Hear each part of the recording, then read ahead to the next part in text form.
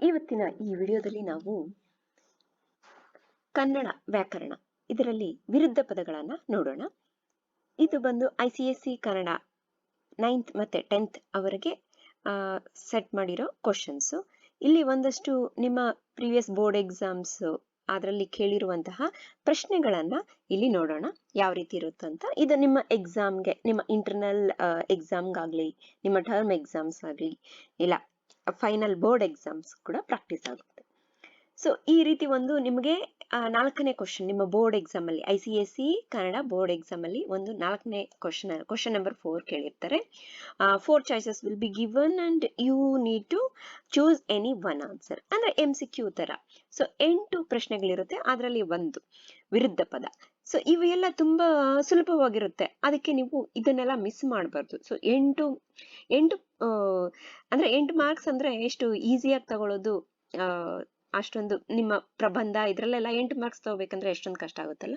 ಇದರಲ್ಲಿ ಸುಮ್ಮನೆ ನೀವು ಸ್ವಲ್ಪ ಟೈಮ್ ಈಗ ಸ್ಟಾರ್ಟಿಂಗ್ ಅಲ್ಲಿ ಈ ಗ್ರಾಮರ್ ಪಾಯಿಂಟ್ಸ್ಗೆಲ್ಲ ಸ್ಟಾರ್ಟಿಂಗ್ ಅಲ್ಲಿ ನೀವು ಸ್ವಲ್ಪ ಸಮಯ ಕೊಟ್ರೆ ಈ 8 ಮಾರ್ಕ್ಸ್ ಕಂಪ್ಲೀಟ್ ಆಗಿ ನಿಮ್ಗೆ ಬರುವ ಚಾನ್ಸ್ ಇರುತ್ತೆ. ಯಾವುದೋ ಒಂದೊಂದು ಸ್ವಲ್ಪ ಕಷ್ಟವಾದ ಪ್ರಶ್ನೆಗಳಿರ್ಬೋದು, ಅದು ಪರವಾಗಿಲ್ಲ. ಮತ್ತೆ ಇನ್ನೊಂದು, ಈ ನಮ್ಮ ಚಾನಲ್ ಅಲ್ಲಿ ನಿಮ್ಮ ICSE ಕನ್ನಡ 3 ಪುಸ್ತಕಗಳು ಯಾವ್ಯಾವ್ದಿದೆ, ನಾಟ್ಯ ಮಯೂರಿ, ಸಾಹಿತ್ಯ ಸಂಗಮ, ಹೂವಿ, ಇದರಲ್ಲಿರುವಂತಹ ಎಲ್ಲಾ ಪಾಠಗಳ ಮತ್ತೆ ಸಾಹಿತ್ಯ ಸಂಗಮದ ಪದ್ಯಗಳ ವಿವರಣೆ, ಅಂದ್ರೆ ಆಂಗ್ಲ ಭಾಷೆಯಲ್ಲಿ ಇಂಗ್ಲಿಷ್ ಅಲ್ಲಿ ವಿವರಣೆಯನ್ನ ಕೊಟ್ಟಿದ್ದೀನಿ. ಯಾಕಂದ್ರೆ ಒಂದಷ್ಟು ಜನ ಮಕ್ಕಳಿಗೆ ICSE ಕನ್ನಡ ಮಕ್ಕಳಿಗೆ ಕನ್ನಡ ಪೂರ್ತಿ ಅರ್ಥ ಆಗದೆ ಹೋಗ್ಬೋದು. ಅದಕ್ಕಾಗಿ ಅವ್ರಿಗೆ ಸಹಾಯ ಆಗ್ಲಿ, ಅವರು ನಮ್ಮ ಕನ್ನಡ ಕಲೀಲಿ ಅಂತ ನಾನು ಇಂಗ್ಲಿಷಲ್ಲಿ ಎಕ್ಸ್ಪ್ಲೇನ್ ಮಾಡಿದ್ದೀನಿ. ನೀವು ಅದನ್ನ ನಿಮ್ಗೆ ಎಲ್ಲಾದ್ರೂ ಅರ್ಥ ಆಗ್ತಾ ಇಲ್ಲ ಅಂದ್ರೆ ನೀವು ಈ ವಿಡಿಯೋಸ್ ಅನ್ನ ನೋಡಿ.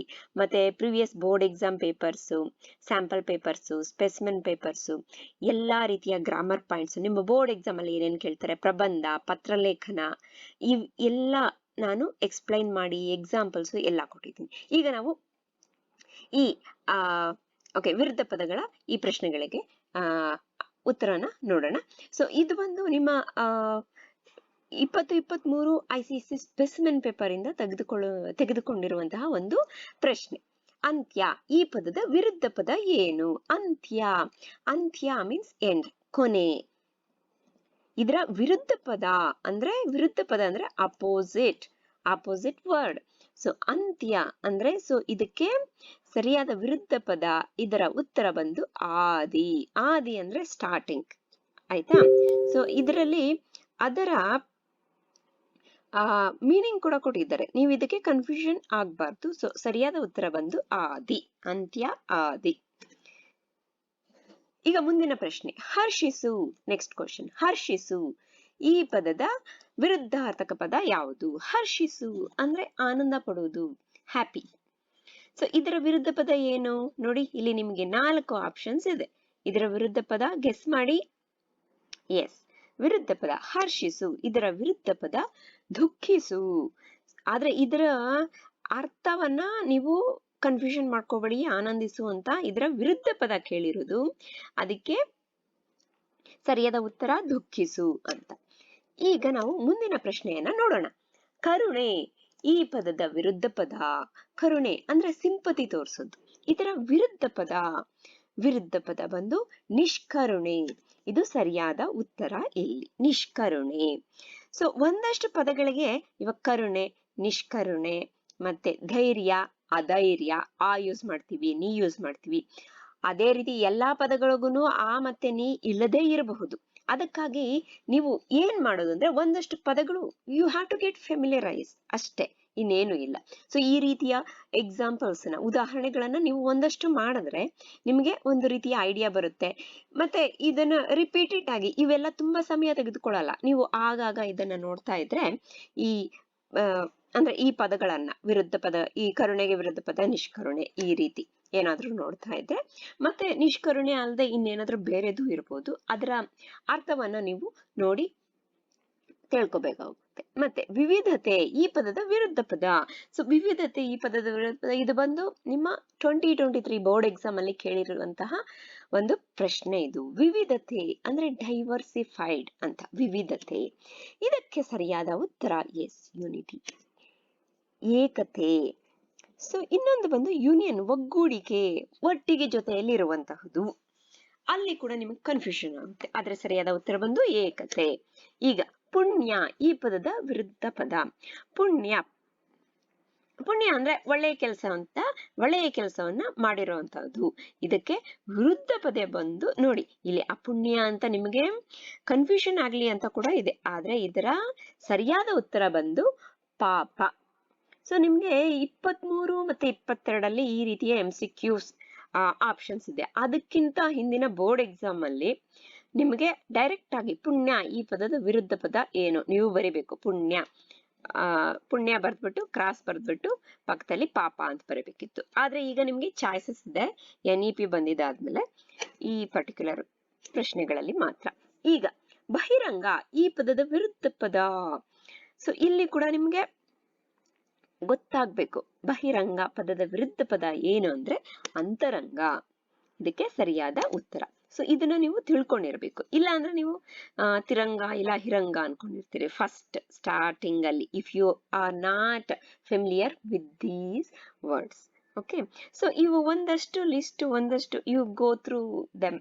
ಸೊ ನಿಮ್ಗೆ ಅನ್ನಿಸ್ಬೋದು ಇದೆಲ್ಲ ನಮ್ಗೆ ಎಕ್ಸಾಮ್ ಅಲ್ಲಿ ಜ್ಞಾಪಕ ಇರುತ್ತಾ ಇರಲ್ವಾ ಅಂತ. ಆದ್ರೆ ಜ್ಞಾಪಕ ಇರುತ್ತೆ ಮಕ್ಕಳೇ. ಬಡತನ, ಈ ಪದದ ವಿರುದ್ಧ ಪದ ಏನು? ಬಡತನ. ಬಡತನ ಅಂದ್ರೆ ಪಾವರ್ಟಿ, ಪೂರ್. ಸೊ ಇದರ ವಿರುದ್ಧ ಪದ ಬಂದು ನೋಡಿ, ಮನೆತನ. ತನ ಅಂತಿದೆಯಲ್ಲ, ಮನೆತನ, ಕಬಡತನ, ಆಡಂಬರ. ಓಕೆ, ಇದರ ವಿರುದ್ಧ ಪದ ಬಂದು ಸಿರಿತನ. ಸೊ ಆಡಂಬರ ಅಂದ್ರೆ ತೋರ್ಸ್ಕೊಳ್ಳೋದು, ನಮ್ಮಲ್ಲಿ ಜಾಸ್ತಿ ಇದೆ ಅದು ಇದು ಅಂತ. ಆದ್ರೆ ಸರಿಯಾದ ಉತ್ತರ ಬಂದು ಸಿರಿತನ, ರಿಚ್ನೆಸ್, ಸಿರಿತನ. ಬಡತನ, ಸಿರಿತನ. ಸಮೀಪ, ಈ ಪದದ ವಿರುದ್ಧ ಪದ ಏನು? ಸಮೀಪ ಅಂದ್ರೆ ನಿಯರ್, ಹತ್ತಿರ. ನೋಡಿ ಇಲ್ಲಿ ಹತ್ತಿರ ಅಂತ ಮೀನಿಂಗ್ ಕೂಡ ಇಲ್ಲಿ ಬಂದಿದೆ. ಸೊ ಇದರ ವಿರುದ್ಧ ಪದ ಸಮಾನಾರ್ಥಕ ಪದ ಅಂದ್ರೆ ಇದು ಸರಿಯಾದ ಉತ್ತರ ಆಗುತ್ತೆ, ಹತ್ತಿರ, ಸಮೀಪಕ್ಕೆ ಹತ್ತಿರ. ಆದ್ರೆ ಇಲ್ಲಿ ಕೇಳಿರೋದು ವಿರುದ್ಧ ಪದ. ವಿರುದ್ಧ ಪದ ಅಂದ್ರೆ ಜ್ಞಾಪಕ ಇಟ್ಕೊಳ್ರಿ, ಅಪೋಸಿಟ್ ವರ್ಡ್ಸ್. ವಿರುದ್ಧ, ಅಪೋಸಿಟ್. ದೂರ, ಫಾರ್ ಅಂತ. ಆರಂಭ, ಸೊ ಆದಿ ಅಂತ್ಯ ಬಂತಲ್ಲ ಅದೇ ರೀತಿ. ಸೊ ಆದಿ ಅಂದ್ರೆ ಆರಂಭ, ಸ್ಟಾರ್ಟಿಂಗ್. ಓಕೆ, ಸ್ಟಾರ್ಟಿಂಗ್ ಪಾಯಿಂಟ್, ಆರಂಭ. ಸೊ ಆರಂಭ ಅಂದ್ರೆ ಆದಿ, ಅದು ಕೂಡ ಒಂದು ಇದು. ಮತ್ತೆ ಪ್ರಾರಂಭ, ಪ್ರಾರಂಭ ಅಂದ್ರೆ ಸ್ಟಾರ್ಟಿಂಗ್, ಅದು ಕೂಡ. ಸೊ ಇದಕ್ಕೆ ಇದು ಸಮಾನಾರ್ಥಕ ಪದ, ವಿರುದ್ಧ ಪದ ಅಲ್ಲ. ಸೊ ಇದಕ್ಕೆ ಸರಿಯಾದ ವಿರುದ್ಧ ಪದ ಬಂದು ಮುಕ್ತಾಯ, ಎಂಡ್. ಅಂತ್ಯ, ಆರಂಭ, ಅಂತ್ಯ, ಅದು ಕೂಡ ಇದಕ್ಕೆ ಸರಿಯಾದ ಉತ್ತರ ಆಗುತ್ತೆ, ವಿರುದ್ಧ ಪದ. ಈಗ ರಕ್ಷಿಸು, ಈ ಪದದ ವಿರುದ್ಧ ಪದ. ರಕ್ಷಿಸು ಮೀನ್ಸ್ ಸೇವ್. ಓಕೆ, ಸೊ ರಕ್ಷಿಸು, ಇಲ್ಲಿ ನಾವು ಆಪ್ಷನ್ಸ್ ಏನಿದೆ, ಭಕ್ಷಿಸು. ಭಕ್ಷಿಸು ಅಂದ್ರೆ ತಿನ್ನು ಅಂತ. ಮತ್ತೆ ಕಾಪಾಡು, ಕಾಪಾಡು ಬಂದು ಇದರ ಸಮಾನಾರ್ಥಕ ಪದ, ವಿರುದ್ಧ ಪದ ಅಲ್ಲ. ರಕ್ಷಿಸು ಅಂದ್ರೆ ಸೇವ್, ಕಾಪಾಡು ಅಂದ್ರೆ ಕೂಡ ಸೇವ್, ನೋಡಿಕೊಳ್ಳೋದು. ನೋಡಿಕೊಳ್ಳೋದು ಅಂದ್ರೆ ಲುಕಿಂಗ್ ಆಫ್ಟರ್. ಮತ್ತೆ ಇದರ ಸಿನಾನಿಮ್ ಅಂದ್ರೆ ಇದರ ಸಮಾನಾರ್ಥಕ ಪದ. ಶಿಕ್ಷಿಸು ಅಂದ್ರೆ ಶಿಕ್ಷೆ ಕೊಡುವಂತಹದ್ದು, ಪನಿಷ್ಮೆಂಟ್ ಕೊಡುವಂತಹದ್ದು. ಸೊ ಅದು ಸರಿಯಾದ ಉತ್ತರ. ಈ ಪದ ಇದಕ್ಕೆ ವಿರುದ್ಧ ಪದ ಯಾವುದಕ್ಕೆ? ರಕ್ಷಿಸು ಅನ್ನುವಂತಹ ಪದಕ್ಕೆ ವಿರುದ್ಧ ಪದ ಬಂದು ಶಿಕ್ಷಿಸು. ಇದು ಸರಿಯಾದ ಉತ್ತರ. ಈಗ ವರ, ವರ ಅಂದ್ರೆ ಬೂನ್, ಈ ಪದದ ವಿರುದ್ಧ ಪದ. ನೋಡಿ ಇದಕ್ಕೆ ನಿಮ್ಗೆ ಒಂದಷ್ಟು ತುಂಬಾ ಜನಕ್ಕೆ ಈ ಪದ ಗೊತ್ತಿರಬಹುದು. ವರಕ್ಕೆ ಅವರ, ನಿವಾರ ಅಲ್ಲ. ಸರಿಯಾದ ಉತ್ತರ ಬಂದು ಶಾಪ, ಕರ್ಸ್. ಶಾಪ ಅಂದ್ರೆ ಕರ್ಸ್. ಸೊ ವರ ಅಂದ್ರೆ ಬೂನ್, ಅದು ಜ್ಞಾಪಕ ಇಟ್ಕೊಳ್ಳಿ. ನಾನು ಅದಕ್ಕೆ ನಿಮ್ಗೆ ನನಗೆ ಗೊತ್ತಿರುವಂತಹ, ನನಗೆ ಒಂದಷ್ಟು ಮಾತ್ರ ಗೊತ್ತಿರುತ್ತೆ, ಅದಕ್ಕೆ ನಾನು ಇಂಗ್ಲಿಷ್ ಅಲ್ಲಿ ನಿಮ್ಗೆ ಕನ್ವರ್ಟ್ ಮಾಡಿ ಹೇಳ್ತಾ ಇದ್ದೀನಿ, ನಿಮಗೆ ಜ್ಞಾಪಕ ಇಟ್ಕೊಳ್ಳಿ ಅಂತ. ಆಗಾಗ ಮಧ್ಯದಲ್ಲಿ ಅದು ಇದು ಹೇಳ್ತಾ ಇರ್ತೀನಿ, ನಿಮ್ಗೆ ಅದು ಇನ್ನೂ ಸ್ವಲ್ಪ ತಲೆಗೆ ಹೋಗ್ಲಿ ಅಂತ. ನೀವು ಇನ್ನೊಂದ್ಸಲ ವಾಚ್ ಮಾಡೋ ಅಷ್ಟು ಅವಶ್ಯಕತೆ ಇರೋದಿಲ್ಲ ಅಲ್ವಾ ವಿಡಿಯೋ, ಇದನ್ನೆಲ್ಲ ಕೇಳಿಸ್ಕೊತಾ ಇದ್ರೆ. ಮತ್ತೆ ಆಮದು, ಈ ಪದದ ವಿರುದ್ಧ ಪದ ಆಮದು. ಸೊ ಆಮದು ಅಂದ್ರೆ import. Okay, import, import export ಗೊತ್ತಲ್ಲ ನಿಮ್ಗೆ, ಇಂಪೋರ್ಟ್.